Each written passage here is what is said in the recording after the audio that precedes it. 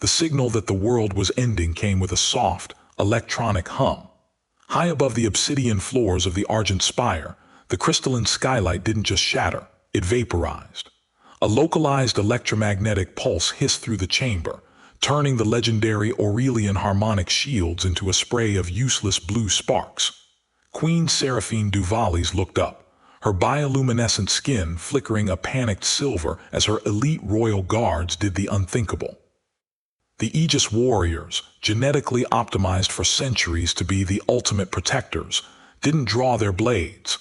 They activated their boot thrusters and bolted through the ruined ceiling, leaving their monarch alone in the rising smoke. Only one figure remained between the queen and the descending kill squad, a human contractor in battered tactical gear, her kinetic rifle already shouldered. Would you have stood your ground when the gods fled? The answer came in the smoke. 3 hours earlier, the spire had been a cathedral of diplomatic boredom. Sergeant Marin Locke leaned against a pillar of volcanic glass, her left prosthetic ear clicking twice as she mapped the exits. To her right, the Aurelian Aegis stood like statues in reactive gold armor. Their leader, Captain Solène, hadn't looked at the human security detail once. To the Aurelians, the Meridian Defense Group contractors were little more than local wildlife, ornamental meat meant to satisfy a UN protocol. The rule was absolute: no loaded weapons within 50 meters of the signing table. Locke ignored the rule. Her CZ Bren 2 was slung low, a round already chambered. Beside her, Corporal Yao tapped her earpiece 3 times. It was a nervous habit that usually annoyed Locke, but today, the air felt thick. The geothermal harmonics of Reykjavik usually provided a soothing thrum, but now the vibration felt jagged. "Bradford's guys are acting like we're the help again," Yao whispered through the comms. Locke didn't turn her head. "Stow it. We're paid to look menacing, not critique their manners." She reached into a side pouch and pulled out a battered titanium flask. The metal was dented from an old kinetic impact. The words hold fast, barely legible near the base. Locke unscrewed the cap, swallowed nothing, and screwed it shut. The ritual mattered more than the liquid she didn't have. It was a habit inherited from a father who had died under a collapsed crane, a man who taught her that some lines were meant to be guarded until the light went out. Near the obsidian table, Queen Seraphine was a vision of blue-white radiance. She moved with a liquid grace that made the UN Secretary-General look like a bumbling child. As the Queen reached for the stylus to sign the Pact of Shared Skies, Locke noticed a flicker in the Aegis line. They weren't looking at the protesters outside or the diplomats in the room. They were looking at the skylight.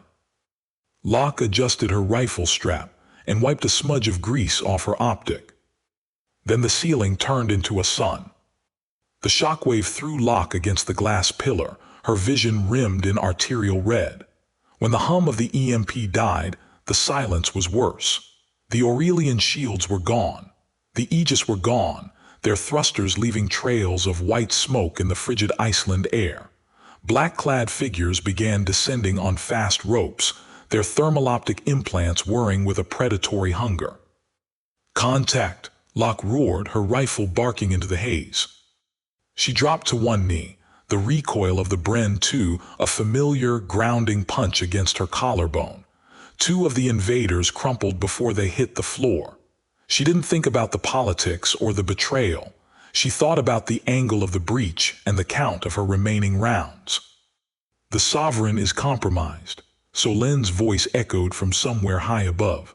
"Fall back to atmospheric shuttles." Locke spat a mouthful of copper-tasting blood. She looked at Seraphine, who stood frozen by the obsidian table. The Queen's silver-blue skin was dulling, a sign of shock in her species. The black-clad mercenaries were landing now, led by a man whose cybernetic jaw bore etched kill tallies. Colonel Voss Krieg. He had been a hero once before he realized that loyalty didn't pay as well as chaos. "In my unit, Your Radiance, we don't leave people behind," Locke said, her voice a low growl. She grabbed the 7-foot monarch by the arm and hauled her toward the service elevators. Plasma fire scorched the air where they had stood a second before. Locke felt the heat blister the back of her neck. They reached sublevel 7, a relic of a Cold War bunker that the spire had been built atop. Locke kicked open the door to a security subbase and slammed the deadbolts. It was a concrete box with one way in and 0 ways out. Seraphine sank onto a metal crate, her four-fingered hands trembling. "They left me. My own blood." Veyron ordered the retreat. "Doesn't matter who gave the order," Locke said, her breath coming in ragged hitches. "The door is the only thing that matters now." She pulled 2 M18 claymores from her pack and set them in a cross pattern facing the entrance.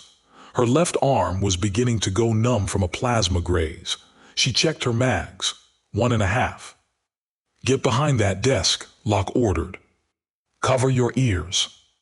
The breaching charge on the door didn't just blow the locks, it buckled the frame. As the first wave of mercenaries stepped over the threshold, Locke triggered the claymores. The room shook with a thunderous roar as ball bearings shredded the front line. Smoke and the smell of sulfur filled the small space. Locke fired until the bolt locked back. She transitioned to her sidearm, her prosthetic ear clicking as she calculated the remaining threats. Voss Krieg stepped through the ruin of the doorway, his respirator hissing with every breath. He didn't look at Locke. He looked at the Queen. "Even the gods run when they bleed," Krieg rasped. Locke was on the floor, her ribs grinding against a punctured lung. Her rifle was a melted wreck 5 feet away. Krieg leveled his plasma pistol at Seraphine's head. It was the perfect checkmate. The human contractor was broken, outgunned, and forgotten. Locke's right hand moved to her hip, not to her holster. The Glock was empty. Her thumb brushed the cool, dented surface of the titanium flask. She didn't have the strength to stand, but she had the angle. She fired twice into the shadows behind Krieg. She didn't hit the man. She hit the pressurized Halon fire suppression tank. The cylinder screamed. A white hell of frozen gas erupted, blinding Krieg and choking the small room. In the chaos, Locke lunged. She didn't need eyes to find the soft gap in Krieg's tactical collar. She drove her Kabar blade home and held it until the struggle stopped. The Halon settled like snowfall over the wreckage of the bunker. The only sound was the rhythmic drip of blood on the concrete and the distant, frantic signal of a missing Aurelian transport. Captain Solène was the first to enter the room after the UN Quick Reaction Force secured the spire. She looked at the dead mercenaries, then at her queen, and finally at the bleeding human who was still clutching a combat knife. Solène knelt, her reactive armor shimmering with a manufactured grief. Seraphine didn't look at her. The queen reached down and ripped the gilded Aegis insignia from Solène's chestplate. The metal clattered against the floor. "You fled when the math turned," Seraphine said, her voice like cracking ice. She stood when the math turned. That is the difference between a warrior and a weapon. The queen turned to Locke, who was being lifted onto a hovering medical gurney.